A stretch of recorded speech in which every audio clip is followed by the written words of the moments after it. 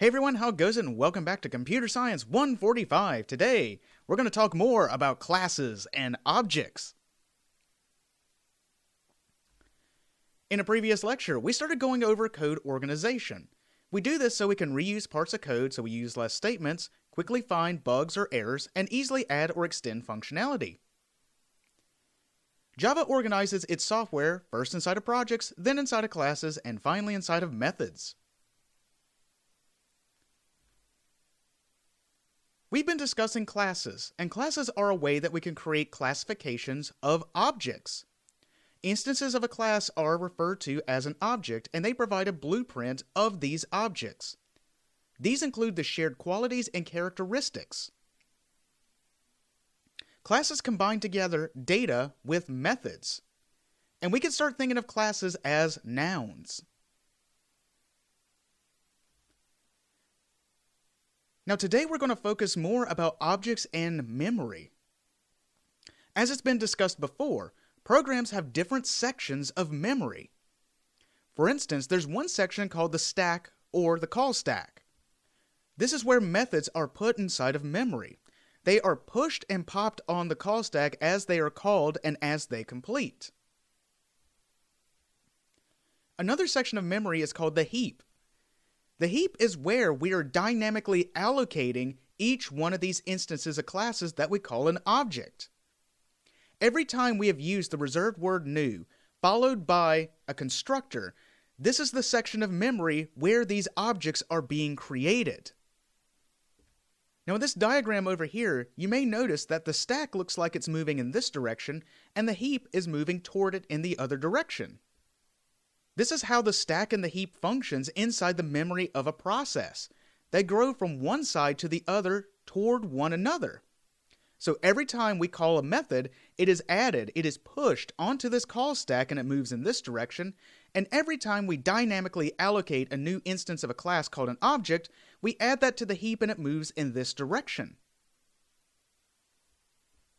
However, the stack and the heap are not the only parts of memory. And today we're going to be focusing on the data section of memory. This is where we bring up the idea of statics. Now, static methods and properties are created statically. Now, this is opposed to being created dynamically, just like the instance variables and the methods that we've been writing. Every time we dynamically allocate a new instance of a class, these methods and these instance variables are created inside of memory inside of the heap. However, when we refer to static methods and properties, they are created one time in the data section of memory. This means that static methods and the properties are shared across all of the instances. And this is very unlike dynamic methods or properties that are unique to each instance. Think of it like this. When we had several instances of cats, we had one cat's name be Mr. Flufferkins. That was unique to that cat. Another one, we had another cat called Dr. Boots. That name was unique to that cat. Whenever we are referring to instance variables and also the methods that we have been writing, these are dynamic variables and methods, and they are created uniquely for every single object that we construct. Now on the other side of this, when we refer to statics, we use the reserved word static to denote that this is going to be statically created in the data section of memory. One important aspect that's going to come up a lot is you cannot use the reserved word this to call any static methods or properties. This is the self-referential pointer that points to that instance's properties or methods. Remember, statics are not unique to one object. They are shared across every object. Now, in order to create a static property, you would start off, generally use the scope public, followed by the reserved word static, the type, and then the ID. And here's an example of a static integer.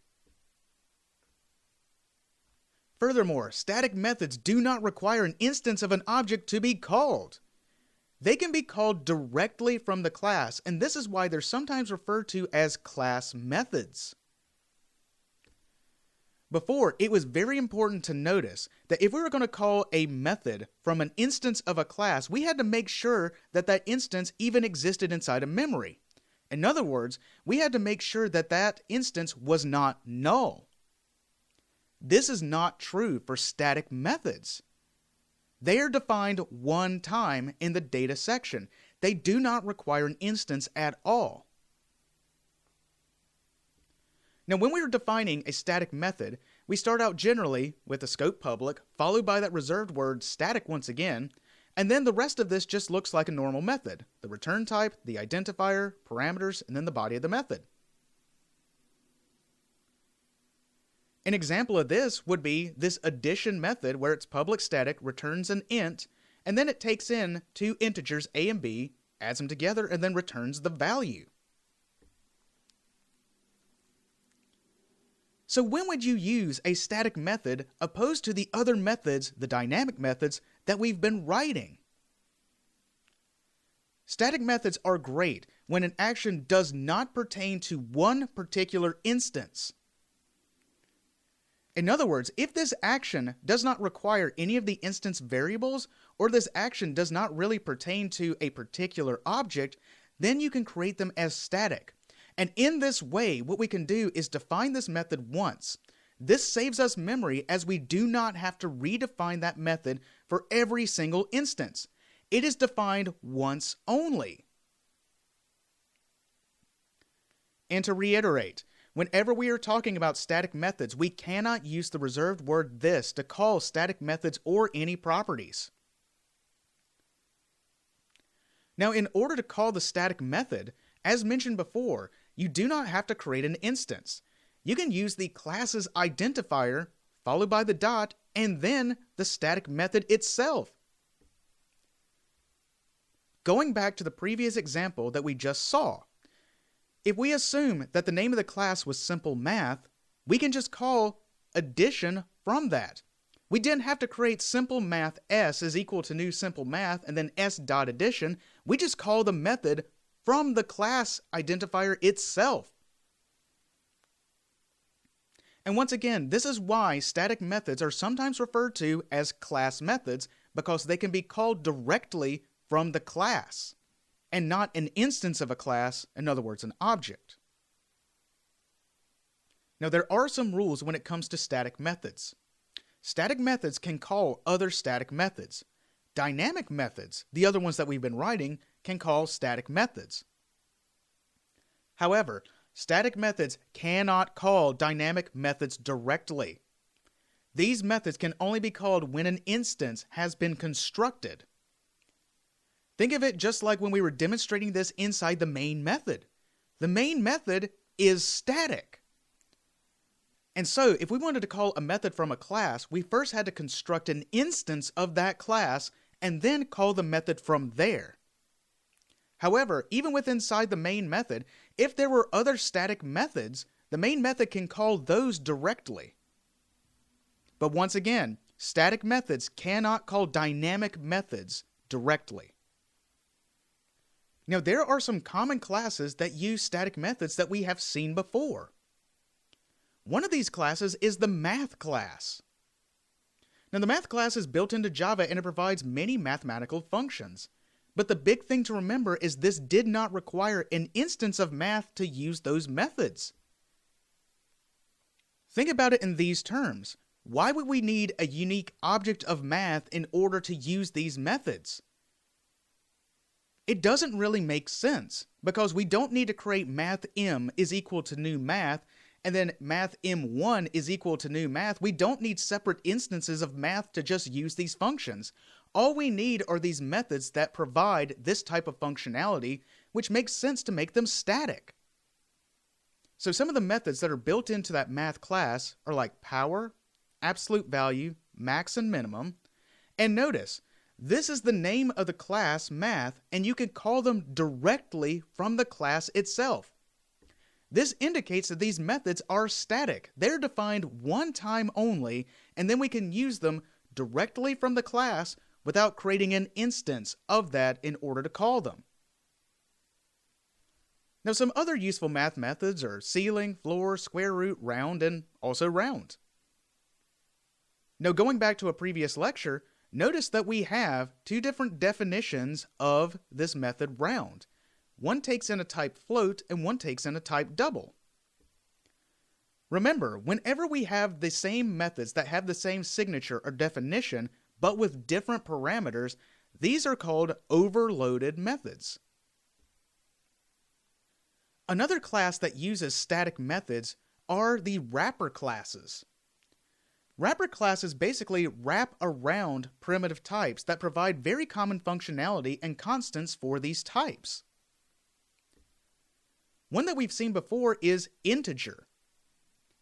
One of the most common methods that we've seen in our examples is parseInt, where this method, which is static because notice, this is the class, this is a call to the method, but this method takes in a string and then converts it into an integer. Now these two are properties that are built into the integer class that provide the maximum integer value while also the minimum integer value. And in fact, both of these are static. As you can see, they're called directly from the class itself. Another similar class is the double wrapper class. This one provides the property max and min value, which will give you the maximum and minimum double value, and also the functionality parseDouble, which takes in a string and converts it into that type double. Another very useful wrapper class with a lot of static methods is the character class. Now, a lot of these methods look very similar to strings. And as mentioned before, strings are just basically an array of characters. The characters are a primitive type. The string is a collection of them that is a class type. Now, some of these methods is you can do character.toUpper, toLower, to upper or lowercase a character. You can even ask, is this character uppercase and is this character lowercase, true or false? You can also use the functionality to ask, is this character a letter? Or is this character a digit? Or is this character a space?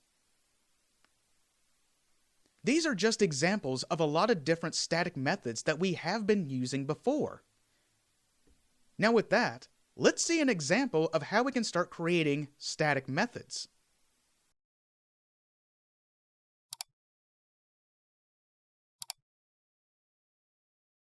In a previous lecture, we started going over this pet manager, where basically the idea was we were expanding from just having cats to having multiple kinds of pets.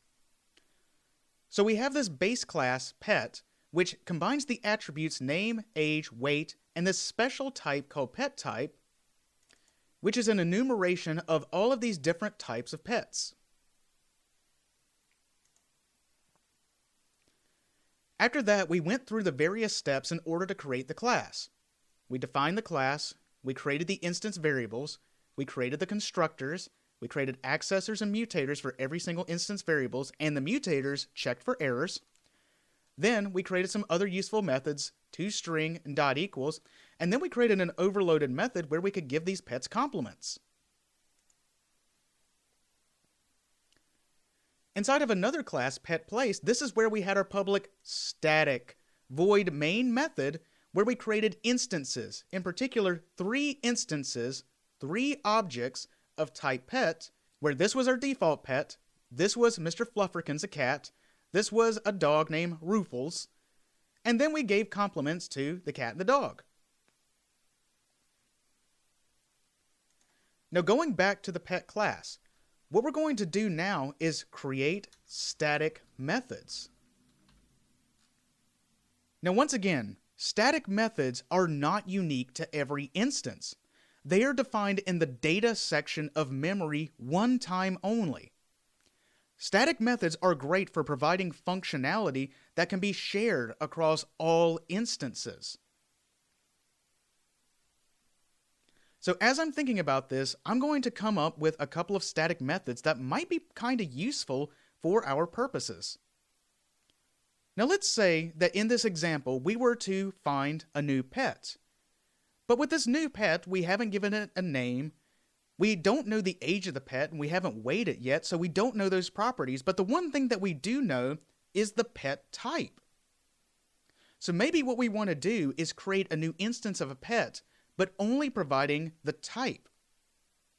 We could create another kind of constructor, but in this case, I'm going to demonstrate how you can use a static method to create an instance of a new pet. So starting out, we make the scope public. Now, in order to define this as a static method, we use the reserved word static. Now we're going to return an instance of a pet, and we're going to call create new pet, providing a pet type, AT.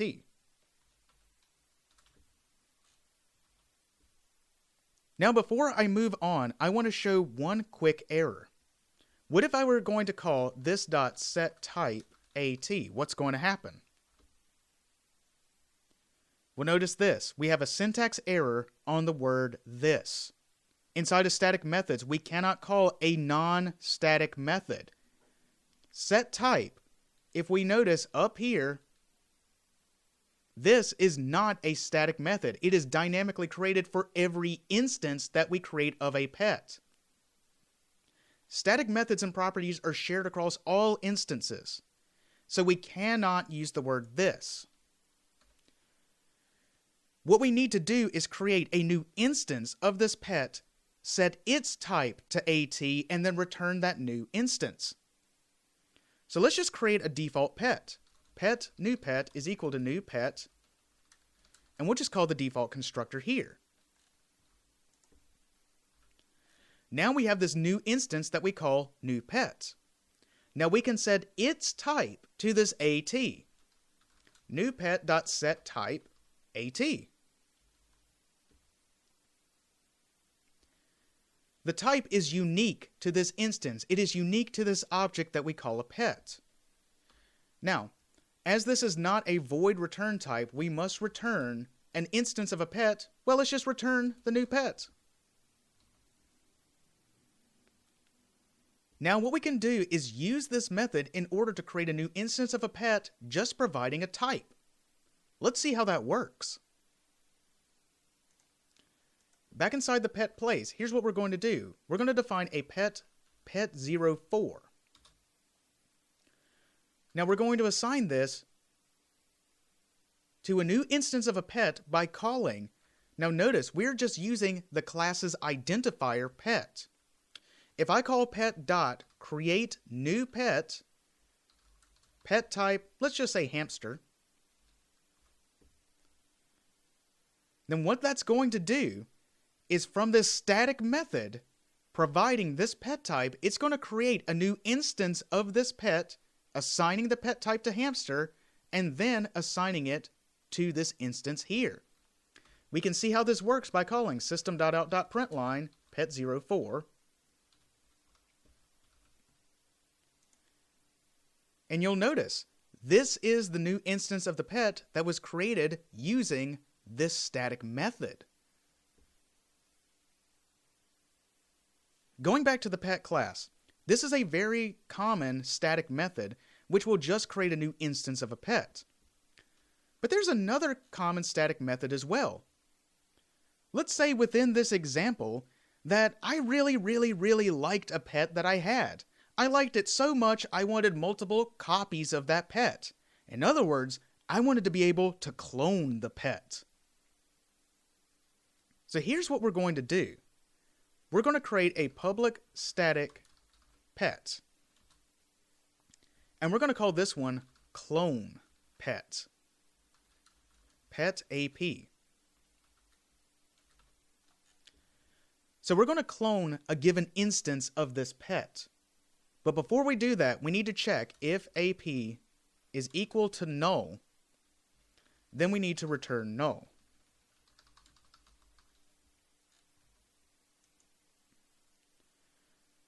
We need to verify if this pet that we're about to clone even exists. If we're going to clone nothing, well, then we need to return nothing. But more importantly, if we're going to call methods from this instance of this class, then we have to make sure that it even exists dynamically inside a memory. Now what I want to do is clone this instance of a pet by simply storing all of its properties and then using those properties to assign to a new instance of a pet. Now watch how I do this. I'm going to return What am I returning? A new instance. A new instance of what? A pet. Now, I'm going to use the parameterized constructor, and I'm going to use both the parameterized constructor to set the properties of this new pet by using or getting the properties from this pet AP. So the first parameter was the name. How do I get the name? AP.getName. Next was the age. How do I get the age? AP.getAge. Next was the weight. How do I get the weight? AP.getWeight. Finally, it was the type. How do I get the type? AP.getType. And in this very simple line of code, what I have done is created a new instance of a pet. Assigned the pet's property to each one of the properties given this pet. Assigned it to its name by getting its name, its age by getting its age, its weight by getting its weight, and its type by getting its type. Then, once I have done all of this and constructed this new instance while also setting all of its properties, I just returned it back. Let's see how this works. Let's say that we create a pet, pet05, is equal to pet.clone, pet04. Now let's see what happens if I system.out.println pet05. Now as we print this out, we print out the properties of this new pet, pet5, which has the exact same properties as pet4. So in fact, we've created a clone of this hamster. Now going further with this, let's see what happens if I make these two calls. System.out.println pet04.equals pet05. And let's check the memory addresses. System.out.println pet04 is equal to pet05. What do you think will print out here and here? Well, sure enough, the call to dot equals checks all the properties in pet4 versus pet5, which has the exact same name, age, weight, and type. This returns false because pet4 is at a different memory address that was dynamically allocated than pet5, which was also dynamically allocated. Remember, if we're checking the contents of an object, we should use the method equals. If we are checking the memory address, we should use double equals or not equals, and more often than not, we need to use that to check whether or not an instance exists, so in other words, if it's null. Now outside of these examples, these are two very common static methods that we can write for classes. Creating new instances by given some of the properties and also returning that new instance can easily be a static method. Another one is cloning something. So if we want to basically take an instance and make a separate clone of it, we can define a method in order to do that. And once again, the reason why we made these methods static is because they do not pertain to any particular constructed instance of this class. We're using these in order to create these instances or clone an instance by providing another instance. Static methods and properties are defined one time only inside the data section of memory. We do this to provide functionality that does not pertain to any one particular instance. And with all that being said, I'll see you next time.